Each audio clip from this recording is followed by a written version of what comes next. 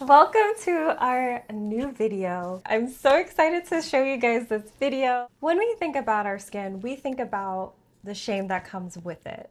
The redness, the inflammation, and the scars that are left behind. They come with the stories that we tell ourselves about what is wrong with us. So we numb out because all of those feelings are sometimes a little bit too much to hold on to on our own. So yes, let's talk about it, my girl. If you have eczema or sensitive skin, you're not just dealing with a skin condition, you are dealing with a signal. That feeling of feeling stuck and not able to move towards the life that you actually want, that is not random. That stress and shame actually starts to show up on your skin, only because it couldn't find another way out. And most of us these days, especially living such busy lives, are ignoring those signals, which means the cycle keeps getting louder.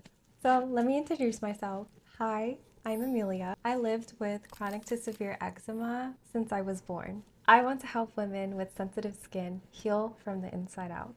Everything I'm sharing with you today comes from my own healing journey and research. So in this video, I'm going to break down exactly how survival mode and your skin is connected, as well as the 5 things nobody tells you why your skin flares, and one real thing you can do about each one. So by the end of this video, you're going to feel capable of doing it and not just understanding it. So let's get into it. So point 1, if you think of your skin, think of it like a tolerance meter for your life. What I mean by that is it's like a gauge almost, the same way like in a car, a gas gauge shows you when it's running on empty versus full, but for your skin. So this gauge signals outwardly though, because you get to see it through like the rashes and the inflammation and the itchiness of your skin, as well as your flares, to tell you that something is actually wrong. But not necessarily what's wrong with your skin, but what's wrong with your nervous system, which is the control center that runs your stress response. So here's what's actually happening underneath the surface. Your nervous system gets stressed from your immune system. That same part of you that's supposed to fight off real threats picks up on that same stress and goes into high alert. And when there's that much stress going on underneath your skin actually starts to feel it. It starts to feel hot, itchy. And here's something that I know that a lot of you know in your soul, because I know it too, because I've experienced it myself. You can literally put the richest creams. Come a little closer. Let me explain this to you, because I need y'all to hear this. You can literally put the richest creams, the most expensive moisturizers, and even with all of that, your skin still drinks it up like water. It drinks it up, and then literally like 5 minutes later, it just dries up. Like you didn't put anything on it. I'm like, oh, so we gotta moisturize again? Okay, this is literally not your imagination, because I've literally experienced this myself more than enough times to understand what is actually going on in my body, but I cracked the code. So I'm going to tell you. What your skin is actually doing is hoarding its resources, the same way that your body does when it's feeling under attack. It is so busy trying to protect itself that it literally could not hold on to anything that you give it, even the good stuff. And that's why it just soaks it right up. And because of that, I spent so many years hating my eczema because I felt like it was wasting so much products, and any type of product I would put on my skin, it would not work, and it would just evaporate. We're evaporating products at this point because I just put it on and now it's gone. It's a magic trick. I saw this as betrayal because I'm like, what are you trying to tell me? Like, why are you doing this? But then I realized that my skin was the only honest thing in my life. Once I started to understand it, it literally could not lie, and it couldn't people please. When I was stressed out or in a bad relationship or running myself into the ground by trying to pile on different tasks because I thought I could, despite how my skin was feeling, my skin would ultimately say no. And my body too. It would say, nope, this is not going to work for us. This is not good. And I ended up learning over time that my skin, she was protecting me. She was my best friend trying to get my attention despite soaking up all my expensive creams and moisturizers. So here's what I want you to do. Starting with your next flare, instead of asking, what is wrong with me? Ask yourself, what is actually my body trying to tell me? That's literally it. You don't have to solve it in that moment. That single shift from blaming your skin, from taking all that expensive cream and drying up and moving towards curiosity is where the healing starts to begin, because now you're building a relationship with trying to understand yourself. So point 2, here's how the loop works. And once you see it, you cannot unsee it. So listen in a little bit closer. When something stresses you out, by being a people pleaser or being a perfectionist or being in a really bad relationship, that stress, what most people don't realize, doesn't just stay in your head as mental stress. It spreads throughout your whole entire body all at once. It raises a stress hormone called cortisol. Think of cortisol as like an alarm bell. When that alarm bell keeps ringing nonstop, it actually weakens your skin's outer layer, which is the part that's supposed to keep all the bad irritants out. So unfortunately, when cortisol is running rampant within your body, it lets the water escape faster and then lets the irritants in easier. That is part of the reason why your skin can feel so dry no matter how much moisturizer you put on. It's not absorbing the way that it should because of how much stress your body is under. That same stress also messes with your hormones, and which affects your sleep, which is the most crucial and critical part of the whole loop. You need sleep. And this matters a lot because your skin actually repairs itself while it's sleeping. So bad sleep means less healing time, and then it hits your gut. So here's when stress starts to affect your gut. Your gut has a lining, kind of like a screen door that's kind of supposed to keep things contained on the inside and the bad things out. So when you're stuck in stress mode for too long, the screen starts to get some holes in it. Yeah. Doctors call this the leaky gut.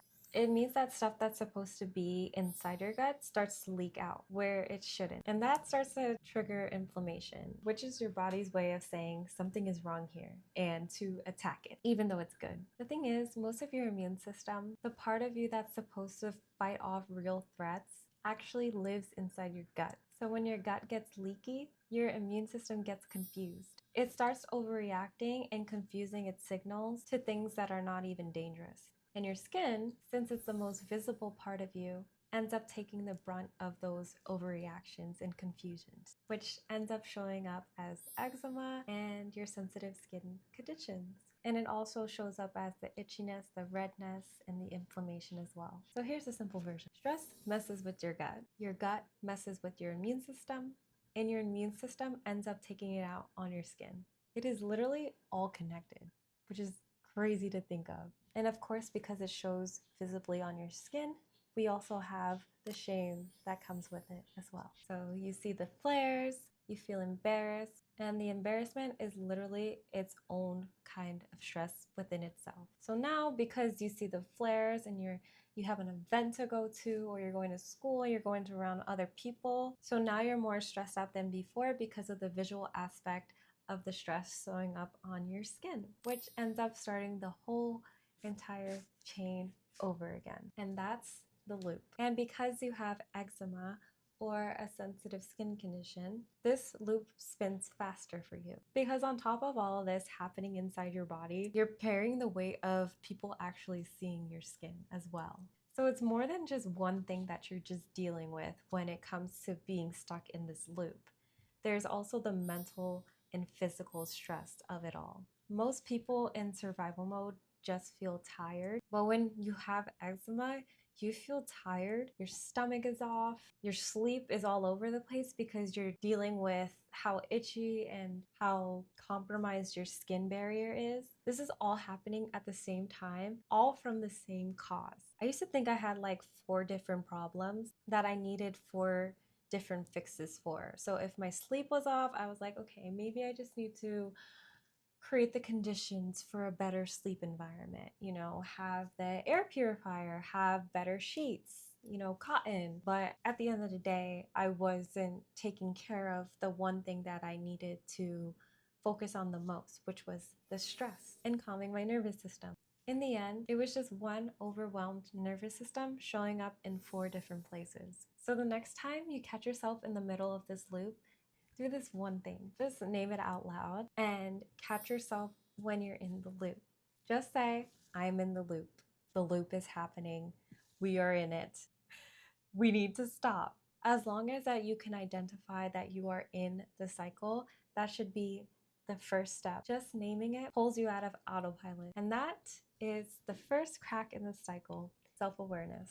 So point 3, survival mode is exhausting. Your skin flaring is painful and nobody is comfortable with the pain itself. Your nervous system isn't built to recognize safe. It is built to recognize whatever is familiar, even though that thing could be bad for you. And if you spent years in survival mode, familiar and stress have basically become the same thing that your body has recognized. So even while you're exhausted, some part of you still reaches for what it knows, simply because it's just known. Not because anybody wants to suffer. For me, I started to notice that every time I felt calm, there was like this little voice inside my head that would tell me every single time that I was wasting time and that I should be doing something more with my life. And then I realized I was like, well, no, I don't think that's me necessarily. I think that might be my old programming from years ago telling me that being busy was considered safe. And that whisper only shows up when you are actually starting to change something within your life and it starts to become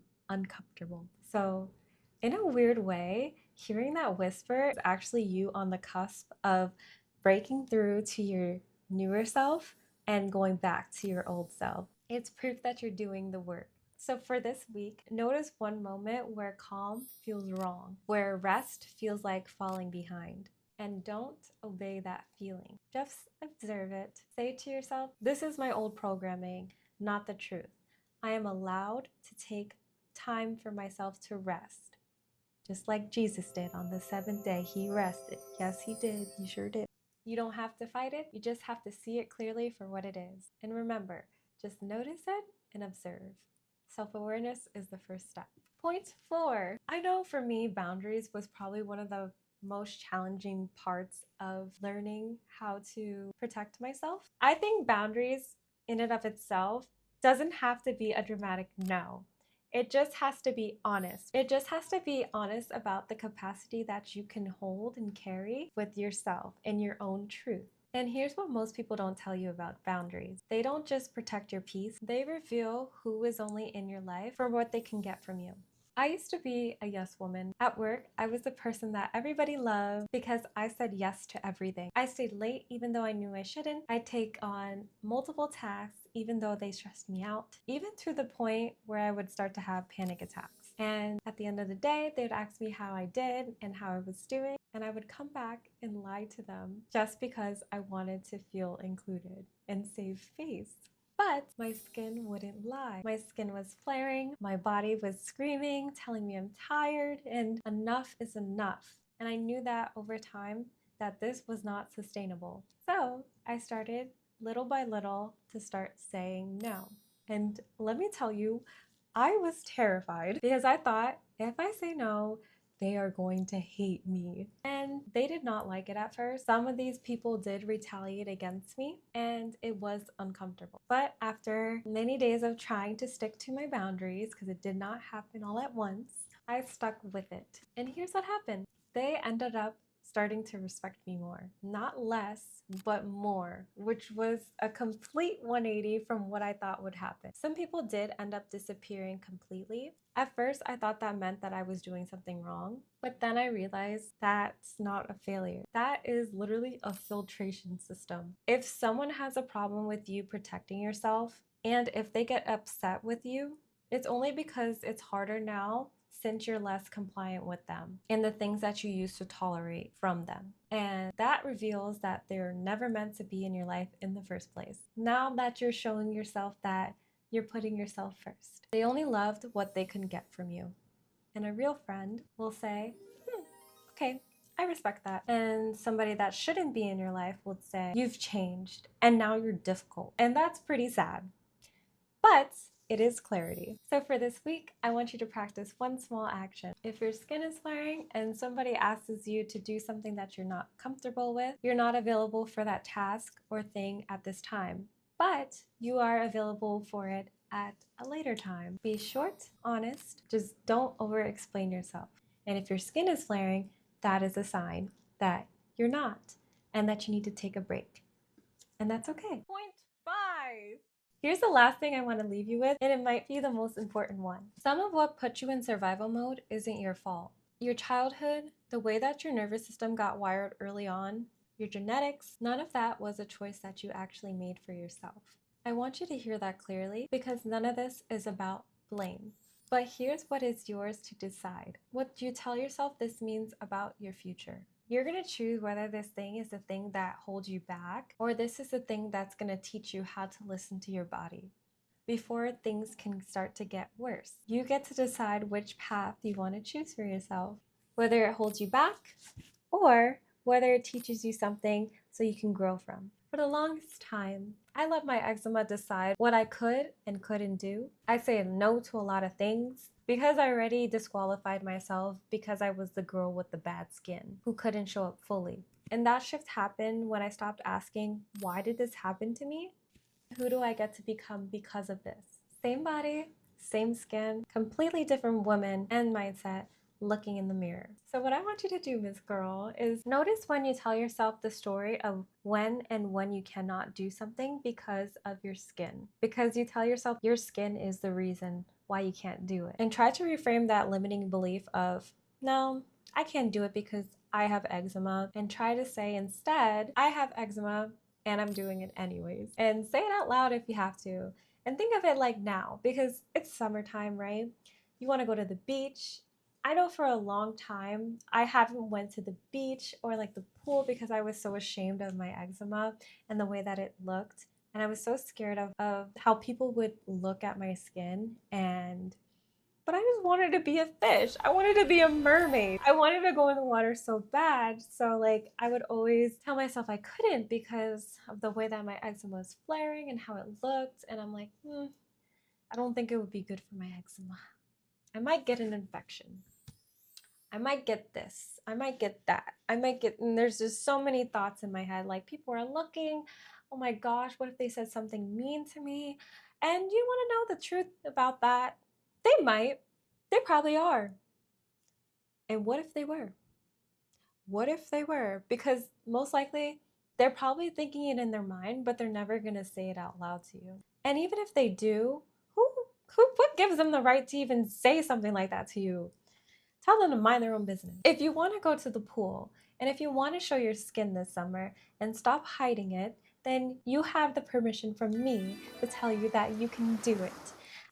I was so ashamed of how my hands looked in the past because of how scaly and rough they were, how the pigmentation looked on my hand, that I was so ashamed of even getting pedicures. Not pedicures. Imagine my feet on my hand. I was so ashamed of getting manicures because of the way that my hands look. So I started to learn how to do manicures for myself. This is a tangent, but I promise this gets to the point. But I think that now I'm going to start going to get manicures again. And that is a really big jump because I haven't gotten manicures in a very long time because I was ashamed of my skin and the way that it looks. But now I've gotten to a point where I just do not care. I like the way that pretty nails look, and I think that they make me feel very put together and beautiful. So therefore, I'm doing it for me and nobody else. And you can do the same thing for yourself as well. Here's what I want you to do. Instead of saying you can't do this because of your skin, say that you can and you are going to try. And you're not discounting the pain that you feel from your skin, not in spite of your skin, but you get to learn how to manage your skin and live in harmony with your skin and the decisions that you make from now on. And you're not going to say that you can't do it because of your skin anymore. You get to rewrite that story for yourself. Your skin is your superpower. Your skin is sensitive because you're sensitive. You pick up on things, you feel things, and you care. Your skin is communicating with you and it's showing up through flares and it's saying to you, that this relationship is draining. This pace that we're going is unsustainable. You need rest and you need a new boundary with this certain person. Your skin isn't punishing you, she is protecting you. And the moment you start to treat your skin with compassion instead of resentment, she can finally start to rest. And your nervous system can rest also. Because your nervous system is part of your skin. And once they both know how to rest, so does your skin. The hardest part of all of this isn't the nervous system rewiring, it's the identity shift.